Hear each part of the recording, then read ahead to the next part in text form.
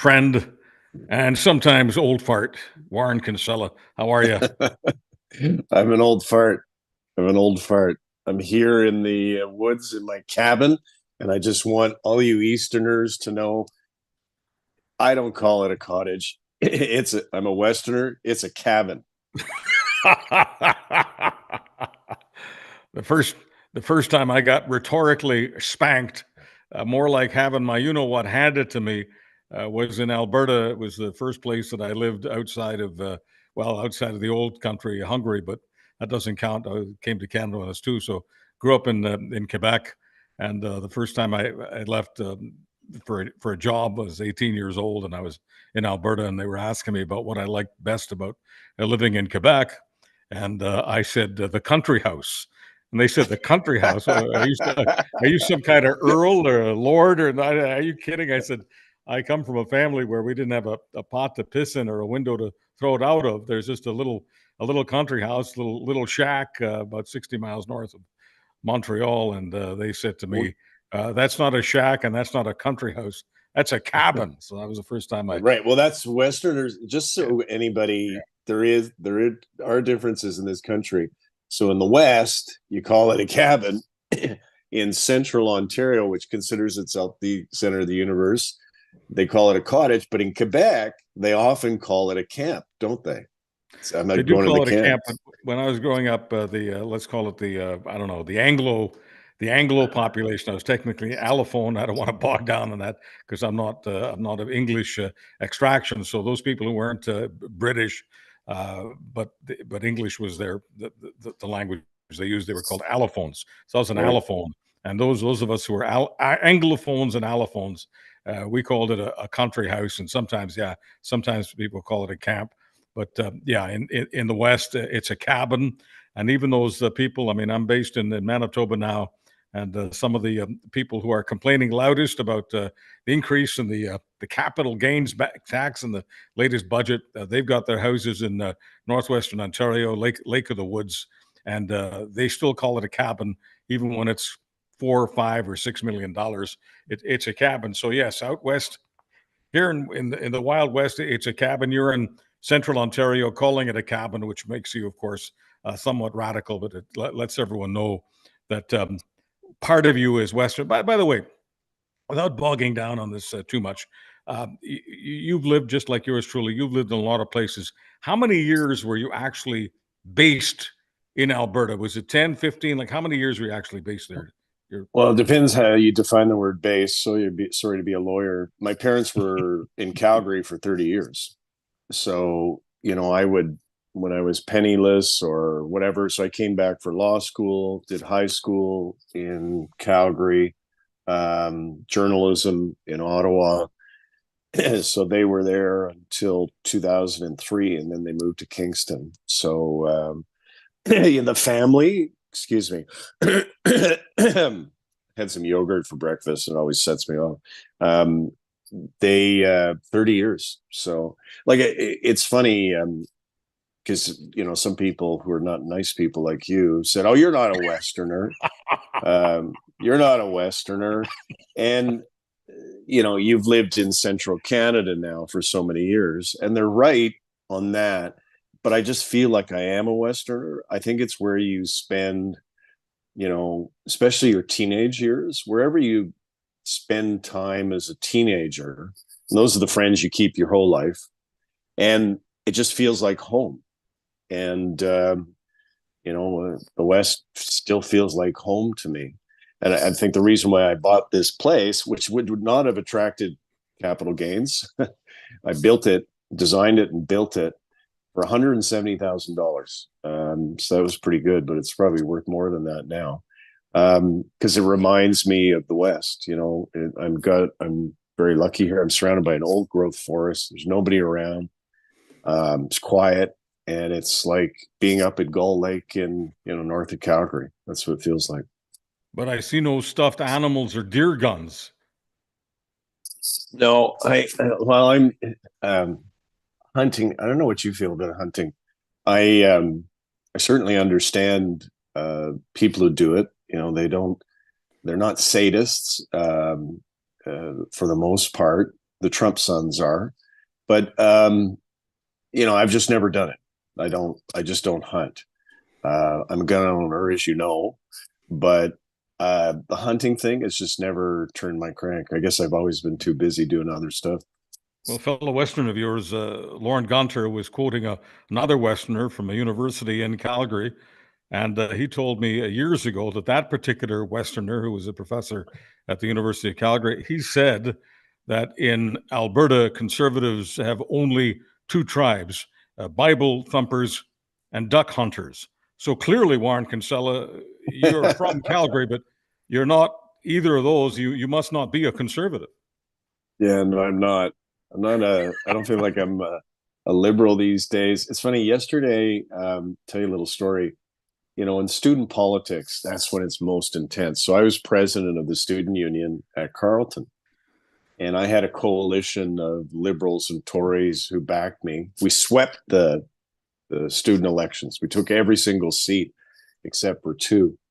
And one of my arch enemies in student politics, just as we become older guys, we become friends. So I went to see him at the Belleville train station. He was heading back to Europe where he lives with his family, travels all over the world. This guy, he's an amazing guy. Like, he's the guy who took the letter from the Israeli prime minister talking about peace talks, took it to Sadat and got that process going. He's a very impressive guy, but he was on the left. I was supposedly on the right. I didn't feel like I was. We're sworn enemies. And I just said to him, look at us. We're two old guys here now sitting in the Belleville train station, and we're friends. And we've connected after so many years. And how awesome is that? So there you go, boys and girls. You won't be as angry when you get older. I don't think. And I hope. and so for the record, and I won't prosecute this any further, but for the record, neither Carleton nor Belleville is in Alberta. No, they ain't. They ain't. But They, Prince Edward County, I swear to God, yeah. the woman I bought my place from there was from Saskatchewan. And I said, why'd you buy it? She was the third owner. I'm the fourth. And she said, because it reminds me of home. And I said, it reminds me of Alberta, just the geography and everything else. So By we the never way, leave home. they say that even a broken clock, is right. Mine is. See that one? It's broken. Yeah, yeah. So I'm talking, I'm talking to a guy who sees himself as a Westerner. Uh, no rifles, no stuffed bears, and a broken clock. But the cabin reminds him of Alberta, and so Yep. we're gonna park all that Western lore there, and just go right for what's happening in the jugular that you still pay most attention to, and that is liberal politics. Because being a former liberal, why wouldn't you? Is Dominic LeBlanc, who, for my money, is one of the best warriors the Liberal Party has, is he going to war against Justin Trudeau? He's not going to war. They're best friends. Like, they are best friends. Dominic and I, just full disclosure, when I was Chrétien's special assistant, the guy in the next office was Dominic. He was Chrétien's Atlantic desk, as they called it, guy. Because he's the son of Romeo LeBlanc, who's, full disclosure, the godfather, was the godfather of my daughter, Emma. And we were close. Dominic and I were very close. And, but, nobody was closer to Justin Trudeau than Dominic. So this week, you and I and other political weirdos spotted this Lawrence Martin column that dropped in the Globe. And this column flat out stated Dominic LeBlanc, Justin Trudeau's best friend, is organizing for the Liberal leadership. And I said, hallelujah. I now get to rub Charles' nose in it, and Brian Lilly and everybody else. All you fucking guys who said that I was wrong, that Trudeau's going, you're like, oh no, Warren, he's not going to leave. Sorry, he's going to be there forever. It's like, oh yeah? So Martin's column dropped, right? And it was actually kind of a weird way for the Globe to do it, because it's big news. And I trust Lawrence Martin, because he knows the Liberal Party really, really well. And old veteran at the Globe. Anyway, so the best reporter in the Globe's Ottawa bureau Ms. Walsh, after Bob Fife and Stephen Chase, went after Dominic and chased him through the halls of Parliament yesterday and said, "Are you organizing?" And he would not deny it. And, are you after his job? And he had people confirm it. Dominic LeBlanc would not be organizing for Liberal leadership if he didn't know that his best friend is leaving. Like, I'm sorry. That would destroy their friendship. And it's a friendship that's lasted for nearly 60 years. There's no fucking way that this is happening without his knowledge and belief that Justin's going. Are you suggesting that Dominic LeBlanc of New Brunswick has Justin Trudeau's blessing to run for a leadership which would take place before the next election? Interesting question. Trudeau, I suspect, when he's throwing the football for the last time, I think he probably knows he should be seen throwing it at a female candidate, because the Liberal Party has never had a female leader. I mean, even the Conservatives did for a summer, but the Liberals haven't. So that would make it tricky for him. Here's his best friend, who's a guy who's after the job and is a very credible candidate. And then you've got, Chrysler Freeland and Melanie Joly and Anita Anand. And I'm not a big fan of Joly, as you know, but I think the other two are capable people.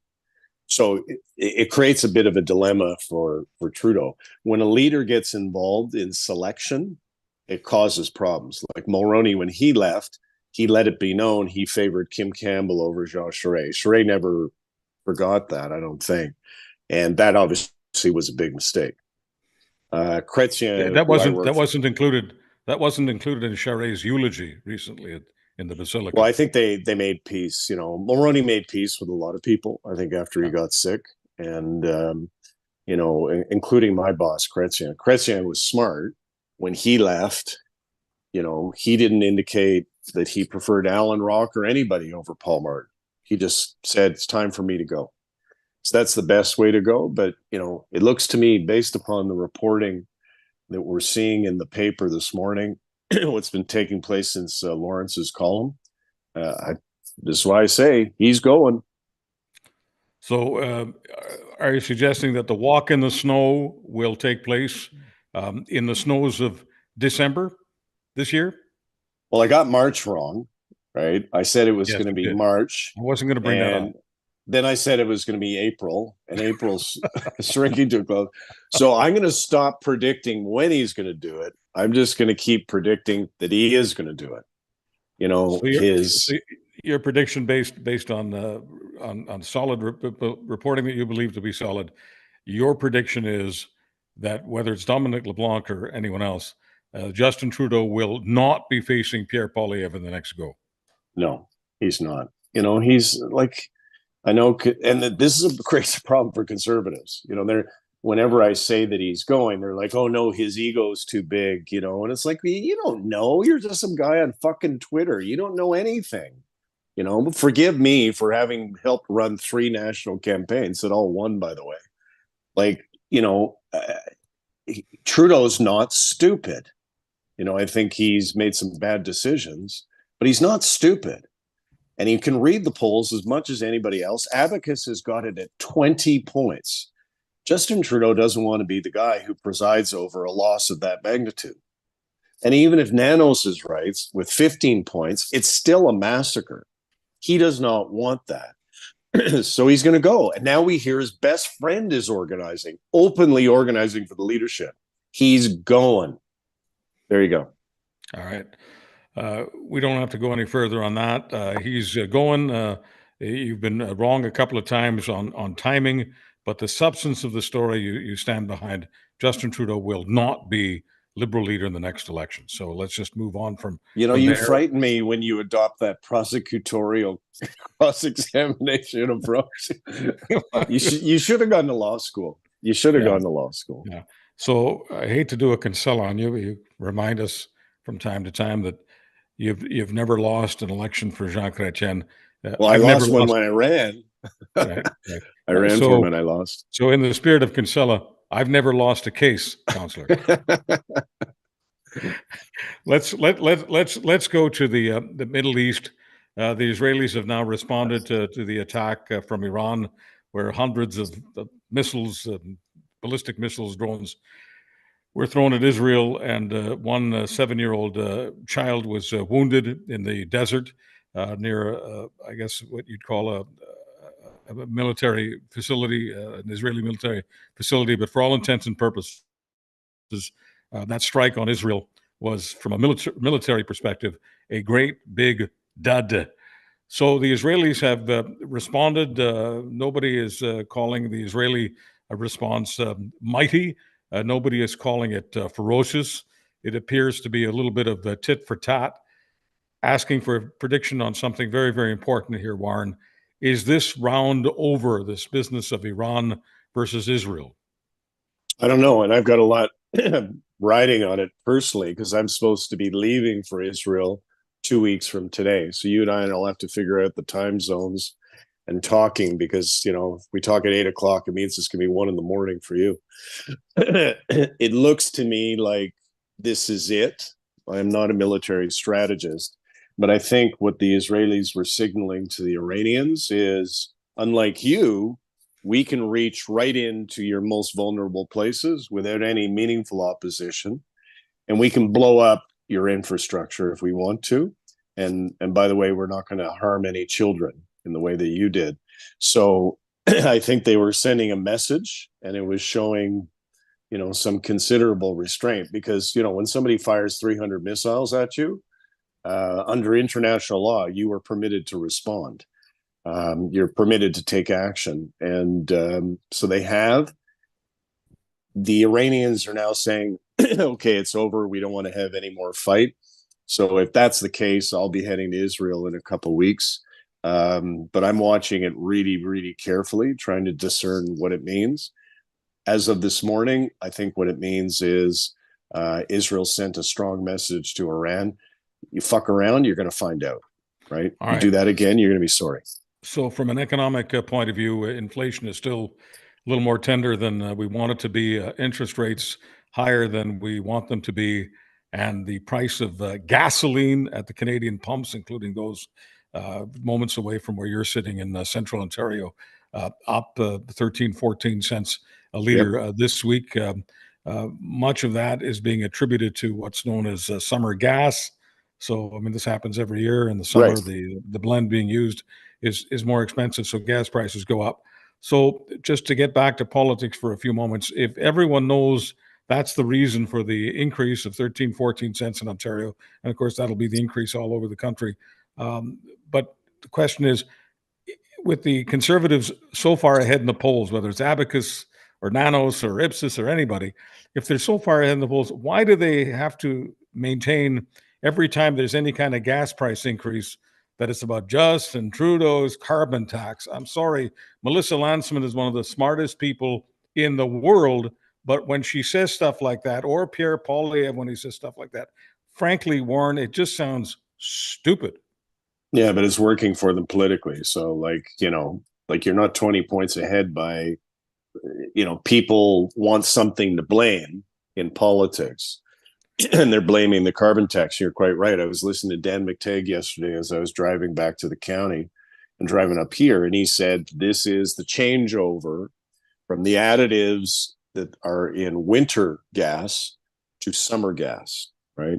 I think it's butane. Anyway, I don't understand it, but he said this is the main reason for it. Now, the action against Iran last night sent up the price per barrel by 4%. So you're going to see that at the pumps too. But I stopped in Cobourg. I filled up because I had no choice, and it was $1.80. And it's way worse in the lower mainland and other places in the country. And it just makes people mad. And so, Poilievre is very good at harnessing that anger and directing it towards Justin Trudeau, as you pointed out. But I think it's a mistake. All these Tories, the Tory caucus and the Tory candidates, I said to them, boys and girls, the one thing I learned in law school, I don't remember any cases. I don't remember any statutes. I remember one thing that my professor, Chris Levy, in criminal law, where I got one of the best marks, said, always, sorry, I couldn't help myself. You can never help yourself. Your ego is bigger. Here it is. I'm going to say it on the record. Your ego is larger than Justin Trudeau's. You're just jealous because I'm so good looking. Anyway, Chris Levy said, he said, always ask yourself, what if I'm wrong? Their whole campaign is predicated on Justin staying. Yeah. Now, I imagine some of them have the prayer beads out this morning, reading, now the Globe is reporting straight out that Justin Trudeau's best friend is organizing for the leadership. It's like, holy shit, what's our plan B? So this is where the carbon tax and all this other stuff they've been saying, blaming on Justin, it's just not going to work because Justin's going to be gone. And guaranteed, whoever successor is going to say, well, because especially since the NDP is now against the carbon tax, because that carbon tax gone, got rid of it. So then Pierre's lost the one thing he's been talking about for a year.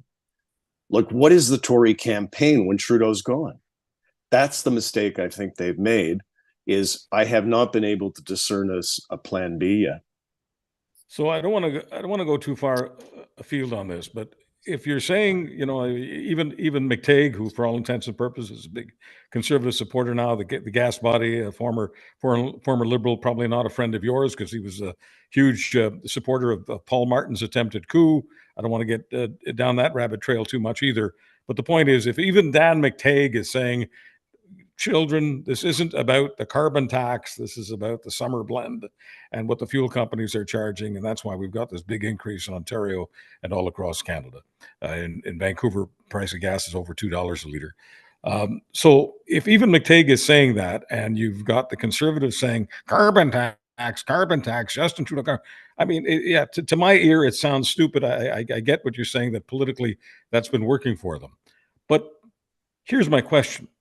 If it does sound stupid, not just to yours truly, but to others, or it sounds like a really bad lie, down the road, don't you think someone like your friend Dominic LeBlanc can make the case that these guys are either stupid or they're lying? Dominic LeBlanc isn't shy, not just like you're not shy. Nobody in New Brunswick is shy. Don't you think that matters? There you go again, talking about facts when we're talking about politics. Okay, there you go again. I know, see, you're a decent and honest person, Charles, and you believe in information and provable fact. Yes, but I those do. of us who work in politics don't. We don't. So I don't give a shit what you're saying about the carbon tax and the reality of it and price per gas. People are pissed off and they want someone to blame. They're not going to blame the guy in the mirror, right? They're not going to blame their kids. They're going to blame Justin Trudeau, whether it's fair or accurate or not. That's politics. That's how it works. So, they're mad right now. But what I'm saying is the whole Tory campaign is predicated on anger directed at one man. What is your plan when that man goes? They don't have one. All right. Warren Kinsella, my plan is to talk to you again next week, whether you're in Israel. Already finished? We're already finished? Well, you start getting into all that Western stuff that you get into, trying to pretend that you're a cowboy when you're really a dandy. You're an artist, you're a liberal. Oh, you're lucky you're not here, pal. Yeah. And I'd teach you a lesson. Yeah, well, if I was there, I'd give you a real beat down, as we sometimes say in the West, with your broken clock. By the way, by the way, is there, because you're so full of symbolism, you're like a cult. Okay, symbolism really matters to you. Is there something relevant about 8 minutes before 6 o'clock, which is what it is on your clock? I just like the position of the hands, really. But it's one of those nice IKEA clocks, nothing fancy. And I kept putting batteries in it. It's like, what the hell? And I thought, screw it. I'm not going to get a new clock. I'm just going to hang the broken one and see who notices it. Charles Adler, who's preoccupied with facts, he noticed it. You're one of the first people to notice it. Warren Kinsella, whether you're in Israel, Iran, or you're the man on the moon, I guess you were in the Caribbean last time. There was a Yeah, I movie was in once called Jamaica. Yeah. "If It's Tuesday, It Must Be Belgium." So if it's Friday, which is when we always record this one, if it's Friday, it must be Warren Kinsella somewhere on the planet. I'm very, very lucky to have you as a friend. You can tell me to FO or any of those other Western things that you say Well, you call anytime. me a dandy. That hurts. That That yeah, I did. Um, I don't look like a dandy, do I? you've got a whole week to think up some Irish revenge. Thank you, All Warren. right. Thanks, my friend. That's Warren.